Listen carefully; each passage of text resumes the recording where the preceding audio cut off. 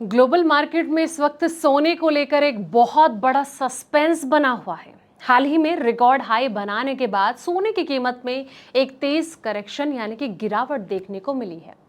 कुछ लोग इसे प्रॉफिट बुकिंग यानी कि मुनाफा वसूली का सही मौका मान रहे हैं, तो कुछ को डर है कि कहीं कीमतें और नीचे न चले जाए। आखिर बाजार की इस बड़ी उथल पुथल के पीछे कौन सी ताकतें काम कर रही हैं? क्या गोल्ड अभी खरीदना सही है? अगर आप भी सोने में 1 रुपए भी लगाने की सोच रहे हैं तो रुक जाइए दोस्तों।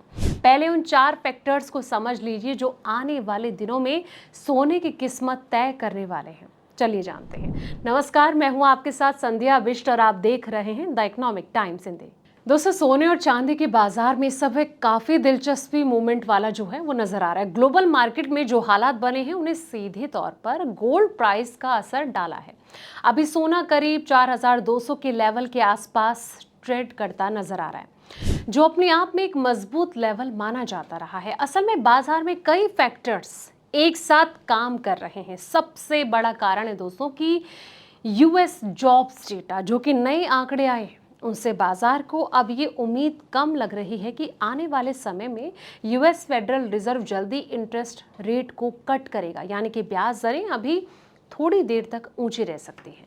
लेकिन दूसरी तरफ डॉलर इंडेक्स है, इसमें हल्की गिरावट भी जो है देखने को मिली है। डॉलर कमजोर होता है तो आमतौर पर गोल्ड मजबूत होता है, और यही चीज यहाँ भी देखने को मिली है, और इसी वजह से गोल्ड को थोड़ा सपोर्ट मिला है दोस्तों, और कीमतें ऊपर बनी रही।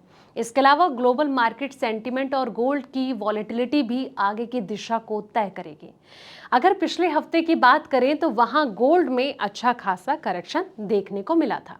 अब कीमतें करीब $3,940 तक गिर गई थी, लेकिन वहां से जो बाजार ने जोरदार वापसी करी यानी कि यू टर्न लिया, और लगभग $250 की तेजी इसमें देखने को मिली, यानी कि बाजार में अब भी बहुत ज्यादा वॉलेटिलिटी बनी हुई है। चांदी की बात करें तो वहां भी मजबूत मूवमेंट देखने को मिला है। चांदी करीब $55 से लेकर $63 के बीच घूमती नजर आई है, यानी कि लगभग 12 से 13% का मजबूत रैली देखने को मिली है। ये दिखाता है कि मेटल्स में अभी भी निवेशकों की दिलचस्पी जो है वो बनी हुई है दोस्तों। और एक्सपर्ट मान रहे हैं और ये भी कह रहे हैं कि अब ना तो जॉब डेटा उतना मजबूत इम्पैक्ट डाल पा रहा है, और ना ही इंटरेस्ट रेट को लेकर डर पहले जैसा रहा। डॉलर इंडेक्स भी जो है पहले 101 रुपए था, और वो अब फिर से नीचे आकर 101 के आसपास आ गया, यानी कि डॉलर का दबाव थोड़ा कम हुआ है, और इसी वजह से बाजार में एक तरफ का बैलेंस बनता नजर आ रहा है। कुछ एनालिस्ट मान रहे हैं कि अगर सोना 4120 से लेकर 4130 के बीच वापस आता है तो वहां पर खरीदारी का मौका बन सकता है, यानी कि एक सपोर्ट जोन माना जा रहा है। भारतीय बाजार की बात करें तो वहां भी जो है गोल्ड में हल्की खरीदारी वापस आती दिख सकती है। करीब 1,46,350 के आसपास सोने में फिर से खरीदारी देखने को मिल सकती है। तो दोस्तों, कुल मिलाकर अभी बाजार एक रेंज में घूमता नजर आ रहा है, ना बहुत तेजी है और ना बड़ी गिरावट। नीचे की तरफ करीब 233 और ऊपर की तरफ 240 के आसपास चांदी के लेवल बताए जा रहे हैं।